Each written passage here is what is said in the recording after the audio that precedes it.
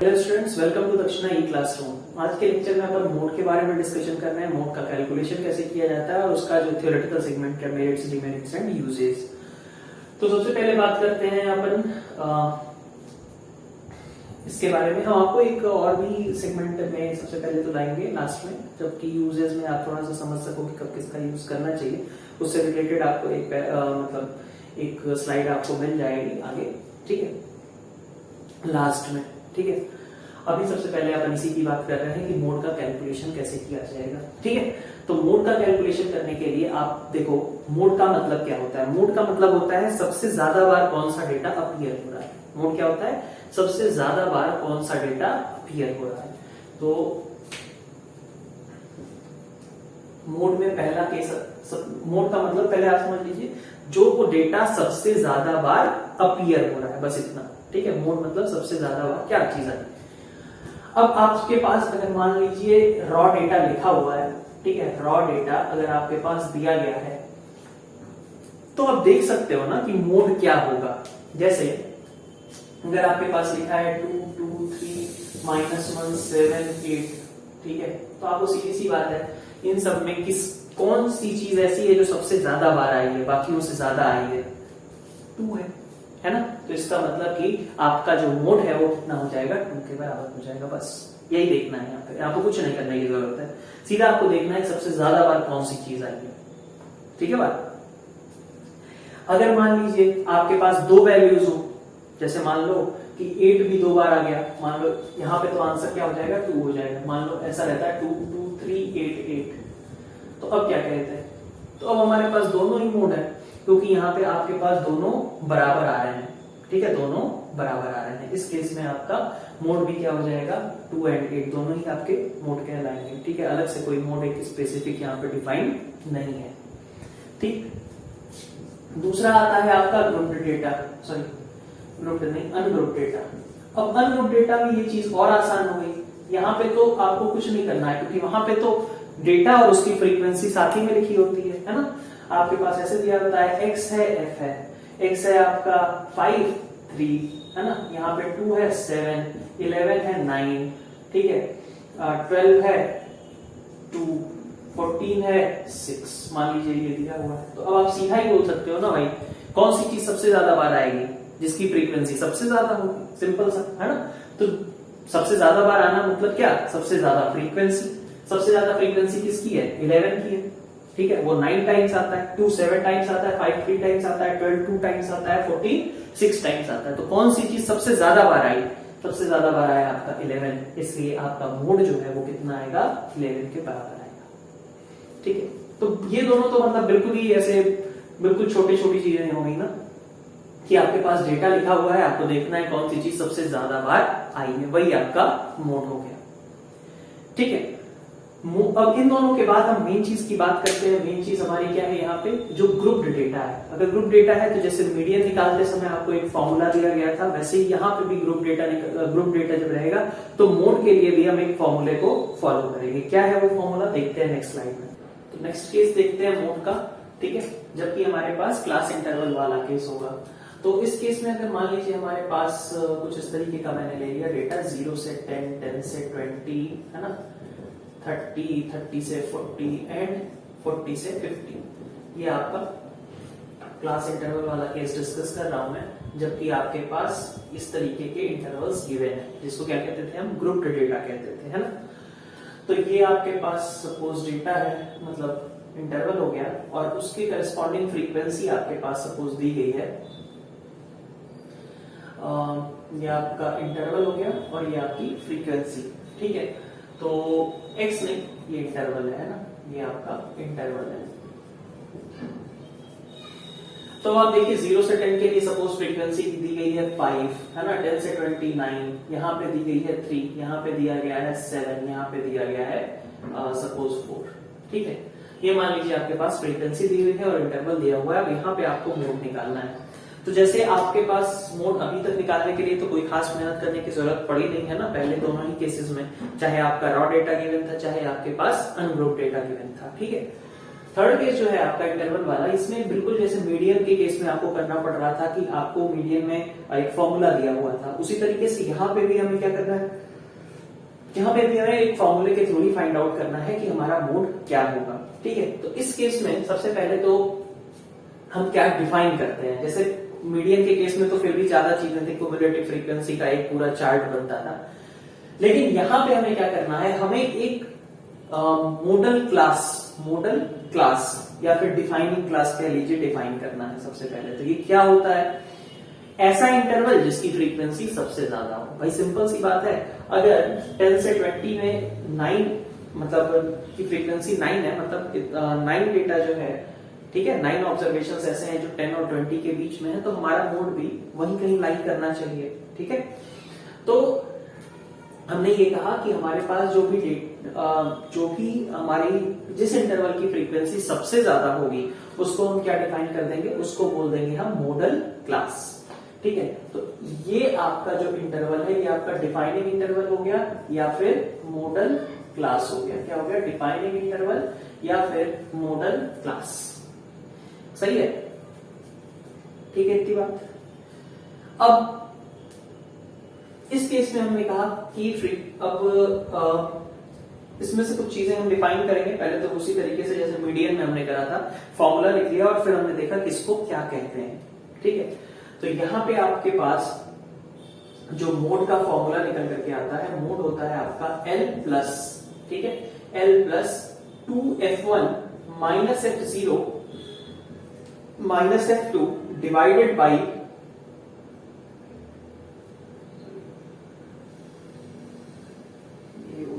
कर दिया मैंने,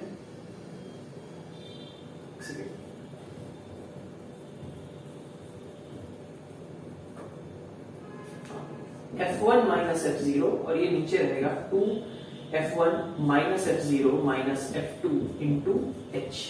ठीक है, ये आपका करेक्ट आंसर है। क्या है, L plus f1 minus f0 upon 2f1 minus f0 minus f2 into h। ठीक है, अब इसमें पहले तो है क्या क्या ये चीजें, तो आपने पहले तो मॉडल क्लास जो डिफाइन किया है उसके लोअर लिमिट को हम बोलेंगे 10। ठीक है, इसका जो लोअर लिमिट है उसको 10 मतलब उसको L बोलेंगे। ठीक है, तो L का मतलब हो गया lower limit of model class interval, है ना, lower limit of model class interval. H क्या है, H आपकी ऑब्वियसली विड्थ होती है ना, H is equal to width of model class interval, है ना। h जो है आपका इस केस में कहा जाए तो 20 माइनस 10 के बराबर हो जाएगा। अब f1 f0 f2 क्या है, तो जो मॉडल क्लास की फ्रीक्वेंसी है, मॉडल क्लास की जो फ्रीक्वेंसी है इसको बोलेंगे हम f1, मतलब 9 जो होगा हमारा वो f1 होगा, मॉडल क्लास की फ्रीक्वेंसी। ठीक है, तो f1 क्या है आपका, फ्रीक्वेंसी ऑफ मॉडल क्लास। ठीक है, ये क्या है आपका, मॉडल क्लास की फ्रीक्वेंसी है। f2 क्या है और f0 क्या है, तो f1 ये है ना मॉडल क्लास की फ्रीक्वेंसी, इसके जस्ट ऊपर वाले इंटरवल की फ्रीक्वेंसी f0 कहलाएगी और इसके जस्ट नीचे वाले इंटरवल की फ्रीक्वेंसी f2 कहलाएगी। क्या कहा मैंने, इस जो भी मॉडल क्लास है उसको f1 बोल दीजिए, f1 से जस्ट ऊपर वाली जो फ्रीक्वेंसी होगी, ज्यादा कम की बात नहीं कर रहा मैं कह रहा हूं f1 के जस्ट ऊपर वाले इंटरवल की जो फ्रीक्वेंसी होगी दैट विल बी f0 और f1 के जस्ट बाद वाले इंटरवल की जो फ्रीक्वेंसी होगी दैट विल बी f2। ठीक है, तो f1 और f0 और f2 क्या है, तो पहले f0 ही लिख लेते हैं। f0 is frequency of interval, है ना, frequency of interval just before model class. ठीक है, अब इसमें लोगों को एक कंफ्यूजन भी पैदा होगा, अभी डिस्कस करते हैं उसको भी। f2 क्या है, f2 है फ्रीक्वेंसी ऑफ इंटरवल, है ना, just after model class, just after model class, है ना, ये भी ठीक है ये बात। तो f1 क्या है आपका, मॉडल क्लास की फ्रीक्वेंसी, इसके जस्ट ऊपर वाली फ्रीक्वेंसी f0 कहलाएगी और जस्ट नीचे वाली f2 कहलाएगी। ठीक है, अब किसी ने मान लो कहा कि चलो मान लिया मैंने कि यही सबसे ऊपर वाली चीज हमारी मॉडल क्लास हो गई, मान लो सबसे ऊपर वाला इंटरवल ही हमारा मॉडल क्लास हो गया। अगर मान लो 9 यहाँ पे रहता, 5 नीचे रहता, ठीक है, तो F1 तो आप बोल देते 9 वाले को, लेकिन तब F0 के लिए क्या करते? F0 के लिए तो जस्ट पीछे जाते हैं ना, तो वहां F0 हमारा जो है 0 के बराबर होता, क्योंकि हम पीछे नहीं जा सकते, मतलब वहां फ्रीक्वेंसी कितनी है? 0। ठीक है, तो इसी तरीके से मान लो सबसे लास्ट वाला इंटरवल हमारा मॉडल क्लास डिफाइन हो जाए, मतलब वहां से F1 आ गया। F0 का तो जुगाड़ है, इसके ऊपर जा सकते हैं, लेकिन F2 के लिए इसके नीचे तो आ नहीं सकते, तो जब नीचे नहीं आ सकते तो उसको 0 मान लेंगे। इसी तरीके से जैसे हमने यहाँ पे कहा कि अगर मॉडल क्लास सबसे ऊपर वाले डिफाइन हो गई तो F1 अगर ये है तो F2 तो जस्ट नीचे वाला होगा, लेकिन F0 जस्ट ऊपर वाला होगा, चूंकि नहीं है इसलिए उसको हम क्या कंसीडर करेंगे? 0 के बराबर कंसीडर करेंगे। ठीक है, तो इस तरीके से आप इस फॉर्मूले में रख दीजिए, आपके पास आंसर निकल आएगा। तो इस केस में देखा जाए तो lower limit of model class is 10। h कितना है आपका? h आपका 10 के बराबर है। Frequency of model class, frequency model class की कितनी है? 9 के बराबर है, तो फ्रीक्वेंसी मॉडल क्लास की लिख दी आपने 9, है ना। फिर F0 9 से जस्ट ऊपर क्या लिखा है? 5, है ना। इसी तरीके से 9 से जस्ट नीचे क्या लिखा है? 3, है ना। तो ये आपका F2 हो गया, रख दीजिए वैल्यू। तो L आपका कितना है? L आपका है 10, है ना। F1 माइनस F0 तो मतलब 9 माइनस 5 डिवाइडेड बाई 2 इंटू 9 मतलब 18 minus F0 is 5, F2 is 3 और इंटू H मतलब विड्थ आपकी 10 है। तो वैल्यू कितनी हो गई? 10 प्लस 4 डिवाइडेड बाई 10 मतलब 4, है ना। तो ये वैल्यू कितनी आ जाएगी आपकी? 14 के बराबर। तो फ्री आपका मोड क्या होगा? 14 के बराबर हो जाएगा इस केस में। ठीक है, आपके पास अगर आपको दिख रहा है कि F0 मुझे नहीं मिल रहा है या F2 नहीं मिल रहा, तो आप उसको 0 कंसीडर कर लीजिए, ये चीज का ध्यान रखना। ठीक है, कि अगर सबसे लास्ट वाला हमारे पास केस आया मॉडल क्लास, यहाँ आपका F1 है तो F0 तो ऊपर होगा, लेकिन F2 नीचे नहीं मिल रहा है, तो इसका मतलब वो 0 के बराबर है। इसी तरीके से अगर सबसे ऊपर वाली चीज आपकी मॉडल क्लास हो गई तो आपको जस्ट नीचे F2 का जुगाड़ है, ऊपर F0 का नहीं है, और इसका मतलब उसको 0 होना पड़ेगा। ठीक है, तो यहां से हमने हर एक केस समझ लिया है मोड निकालने का। ठीक है, आइए आगे बढ़ते हैं। एक छोटा सा करेक्शन है, आपको मैंने वैसे रेयर ही चीजें ऐसी मिलती हैं, बट फिर भी आपके पास मैंने इस तरीके के केसेस के लिए, सपोज आपका 1 से 10, 11 से 20, 21 से 30, 31 से 40 और 41 से 50, सपोज इस तरीके का आपके पास इंटरवल अगर गिवन था, ठीक है, और मान लीजिए इसके करस्पॉन्डिंग हम एक चलो मोड निकाल ही लेते हैं, है ना। तो हमारे पास सपोज F दिया हुआ है यहाँ पे 7, यहाँ पे दिया हुआ है 11, यहाँ दिया हुआ है 15, यहाँ दिया हुआ है 2 और यहाँ दिया है 11। ठीक है, मान लीजिए हमारे पास गिवन है। ठीक, ये डेटा गिवन है। तो अब सबसे पहले तो हमें क्या करना पड़ता था, यहाँ पे हमें सेम बनाना पड़ता था। उसमें थोड़ी सी मिस्टेक हुई है जो मैंने लास्ट टाइम आपको बताया। मैंने स्टार्टिंग वाले को कम नहीं किया था, मैंने 1 अगर इसको बनाना था तो मैं 10 को 0.5 आगे बढ़ाता था, 11 को 0.5 पीछे घटाता था। बट आपको ये हर केस में करना है, ये छोटा सा एक करेक्शन है, इस चीज को आप कर लीजिएगा। मतलब अब आपका जो करेक्ट इंटरवल इसके करस्पॉन्डिंग कन्वर्ट होके बनेगा, ठीक है, तो आप ये पहले से आपको मालूम है कि यहाँ 10.5 आप रखने वाले हो, बट 10.5 नहीं, 10.5 की जगह आप क्या रखोगे? 0। 10.5 तो ठीक है, 1 नहीं रखोगे, यहां पहले मैंने 1 ही रखवा दिया, है ना। तो 1 नहीं रखना है आपको, 1 की जगह आपको क्या रखना है? वहां 0.5 रखना है, मतलब उसको भी आप 0.5 डिक्रीज करेंगे। ठीक है, हर चीज को आप 0.5 आगे पीछे डिक्रीज करोगे, मतलब ले जाओगे। इसको भी 0.5 पीछे ले गए, इसको 0.5 आगे, इसको 0.5 पीछे, इसको 0.5 आगे, ऐसे करके करना है। तो नेक्स्ट आपका बनेगा 10.5, 11 में से आप 0.5 पीछे जाएंगे और 20 से आप 0.5 आगे निकलेंगे। इसी तरीके से यहाँ आपका 20.5 से 30.5 तक बात जाएगी, यहाँ आपकी 30.5 से 40.5 तक होगा, और सबसे लास्ट में आपके पास होगा 40.5 से 50.5, है ना। 0.5 आपको ऐड करना पड़ेगा। ठीक है, इधर आपको पीछे जाना पड़ेगा, इधर आपको आगे बढ़ना पड़ेगा। ठीक है, तो अब ये आपका करेक्ट इंटरवल होगा। तो पूरी चीज सेम है, केवल थोड़ा सा मिस्टेक यहाँ पे हुआ था कि हमने ये जो था इसको मतलब 1 ही रखा था, 1 की जगह ये भी क्या होगा 0.5 नीचे जाएगा, और सिमिलरली यहाँ पे आपने 50 को 50 रहने दिया था, उसको 50.5 ले जाना होगा। बस यही चेंज है, बाकी सारी चीजें सेम रहेंगी। तो आई गेस इतना आप एडजस्ट कर लेना, ठीक है। स्टार्टिंग में हमसे ये मीन वाले लेक्चर में जाकर के हमसे ये मिस्टेक हो गई है ना, तो उस चीज को आप करेक्ट कर लेना, ठीक है। वहां पे भी है, ठीक है। ऐसा नहीं कि ये सिर्फ मोड के लिए एप्लीकेबल है, हर केस में मीन मीडियन मोड, हर केस में आप इसी तरीके से इंटरवल को मैनेज करोगे, ठीक है। तो खैर ये आपका इंटरवल आ गया। अब इस इंटरवल के लिए आपका एफ गिवन है 7, 11, 15, 2 और 11, ये आपके पास गिवन, ठीक है। अब इसका अगर मोड निकालना है तो सबसे पहले आप मॉडल क्लास डिफाइन करोगे, तो मॉडल क्लास आपका ये है, ठीक है। अब इसके लिए अगर हम देखें तो L कितना आएगा 20.5 है ना, इंटरवल का लोअर लिमिट।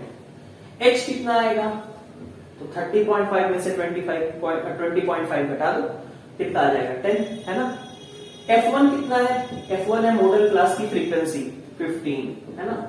15 से जस्ट ऊपर क्या है 11, जो कि क्या होगा F0, तो F0 मेरा कितना है 11।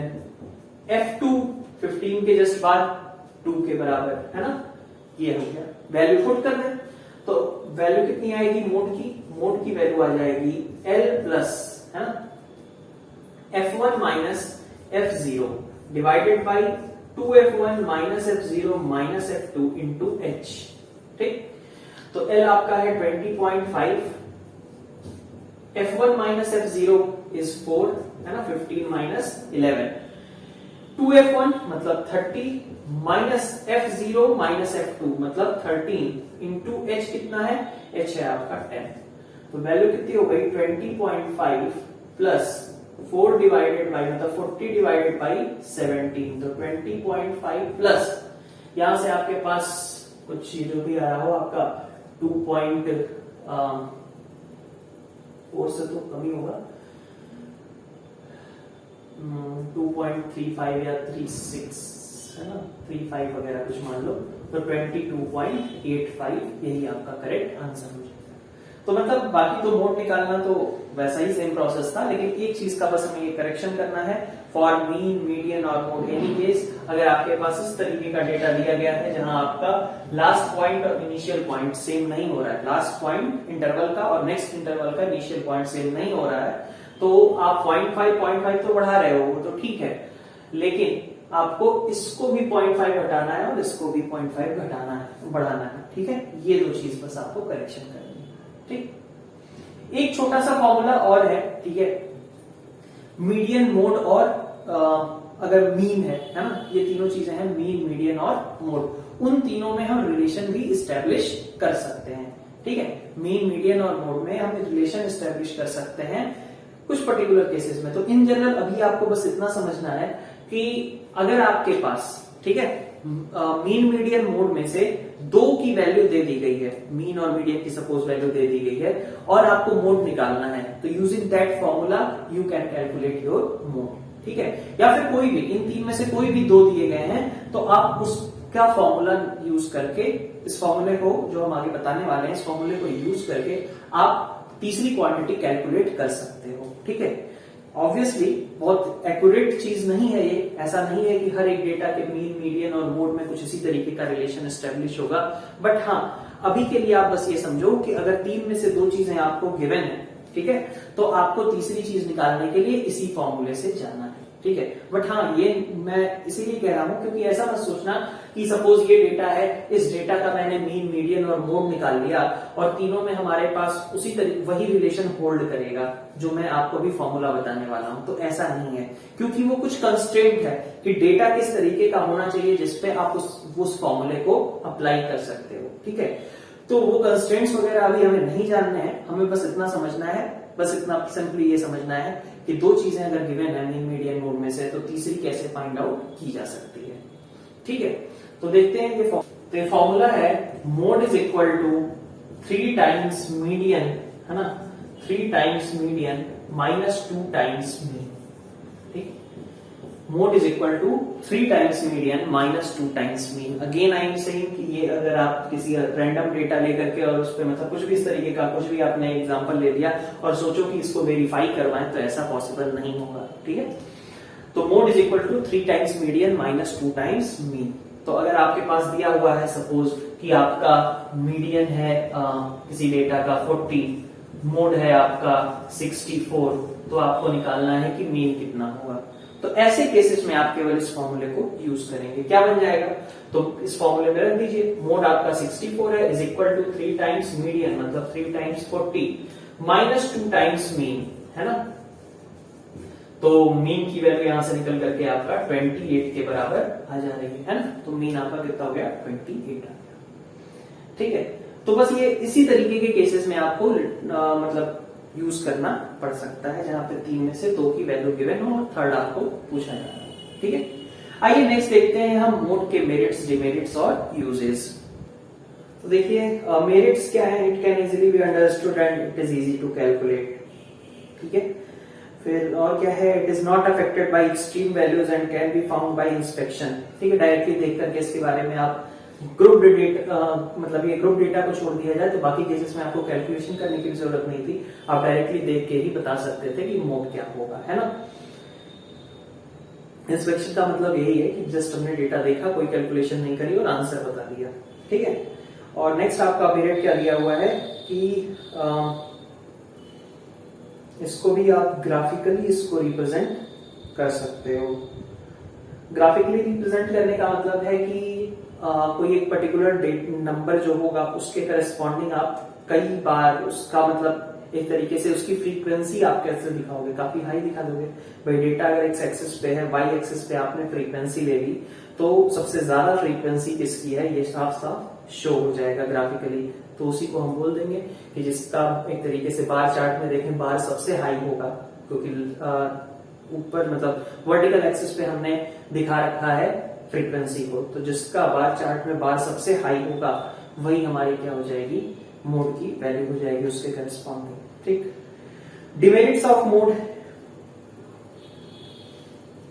इसमें कहा है कि ये आपका हमेशा पॉसिबल नहीं है कि आपका क्लियरली डिफाइंड मोड मिले। मतलब अगर सपोज कोई डेटा ऐसा है जिसमें 5 भी 10 टाइम्स आता है और 7 भी 10 टाइम्स आता है, तो उस केस में हम मोड के बारे में कुछ कमेंट नहीं कर पाएंगे, ठीक है।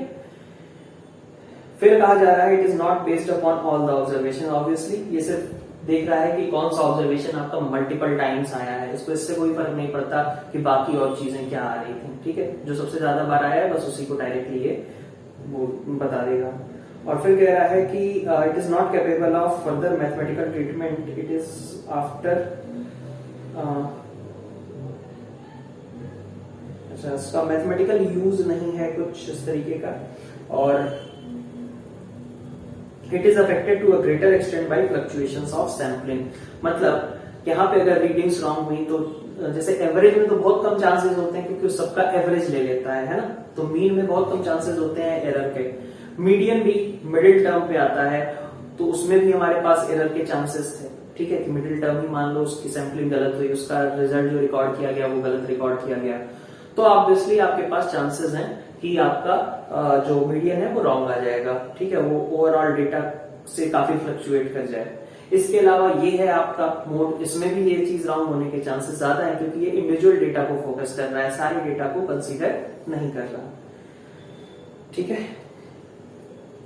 यूज क्या कहा गया है, तो mode is the average to be used to find the ideal size that is in business forecasting in manufacture. अब जैसे मोड का मतलब क्या है, ऐसे देख लो कि जैसे कहा जाए कि सबसे ज्यादा बारिश किस टाइम पे होती है। सपोज